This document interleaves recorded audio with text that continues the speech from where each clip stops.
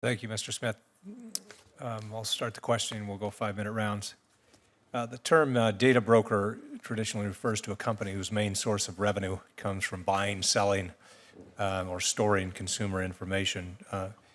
This is sold to other companies. As I mentioned earlier, traditional data brokers have very little interaction with the consumer directly. Its customer is usually another business seeking specific information about a consumer for product marketing or lending purposes. In your testimony before the House yesterday, you stated that Equifax's, quote, traditional business model is with companies, not with 400 million consumers. What portion of Equifax's business is, consumer-facing? Mr. Chairman, roughly 10% of our revenues around the world come from what we call B2C, business to consumer. That's 10%. Then what is the main source of Equifax's revenue stream? The vast majority of the remaining is largely doing analytics, insights, and providing solutions to banks, telecommunications companies, credit card issuers, insurance companies of the like around the world.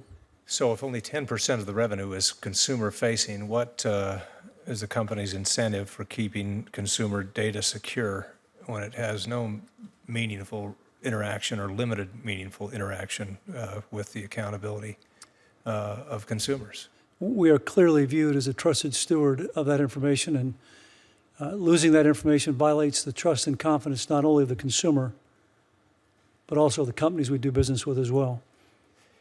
I'd like to note that my staff and Senator Franken's staff have requested this kind of information from Equifax. Company's reply was not very responsive to the question posed in terms of revenue streams.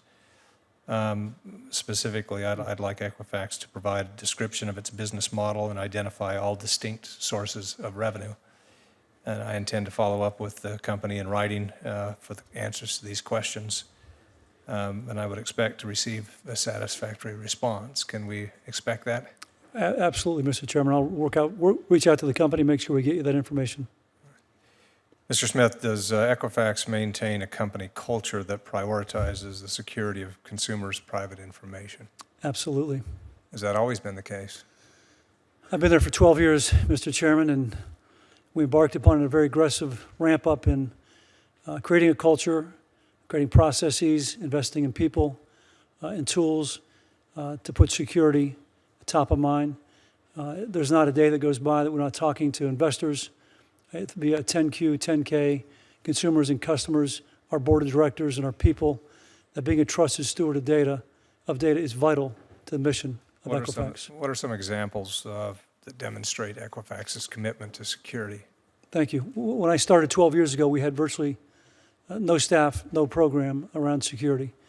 We hired consultants to come in and do a holistic strategic review, develop a roadmap for us. We've gone from that level in 2005 to roughly 225, 250 employees today dedicated towards security.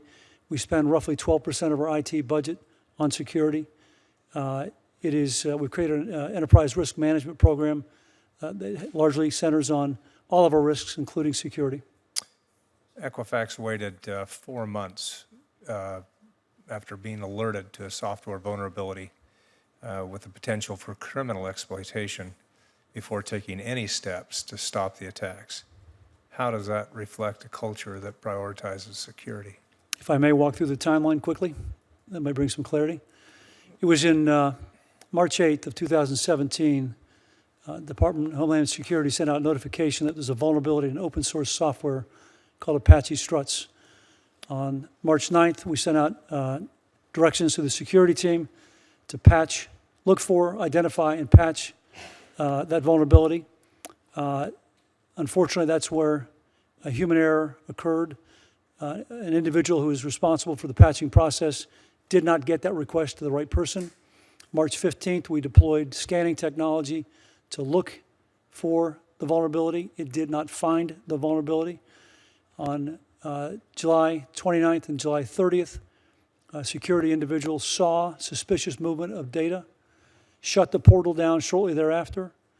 On August 2nd, we brought in Mandiant, a cybersecurity forensic expert, King and Spalding, their global law firm, their cybersecurity arm, and started the investigation.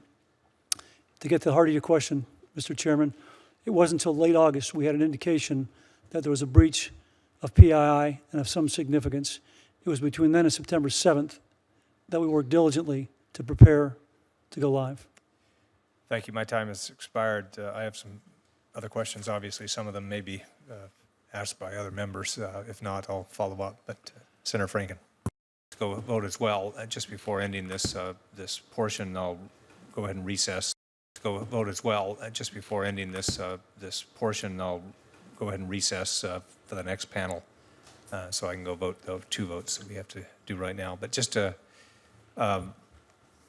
the hearing that we had 2 years ago and the thread that kind of goes between that one and this one, it was kind of reflected in the questions that I asked. With so little of the company's revenue, 10% in your view, customer facing, it seems that part of the problem we have with the data broker industry is that frankly, there's just too little priority given to protecting consumer information when you don't face the consumer that much. When simply aggregate data, personal data, and then store it or sell it or market it to other companies, then it seems that privacy of individuals is given the shaft. And that's just from my view, and I think a lot of other people's view. Can you dispute that? Senator, Mr. Chairman, I'll go back to where I was earlier on. Data privacy protection, regardless of it being a consumer's data or a company's data, we take both equally as seriously. The reputational impact is as significant coming from a consumer breach as it would be a corporation breach. Thank you. This concludes this panel. Thank you for your testimony, and we'll recess before calling the next panel. Thank you.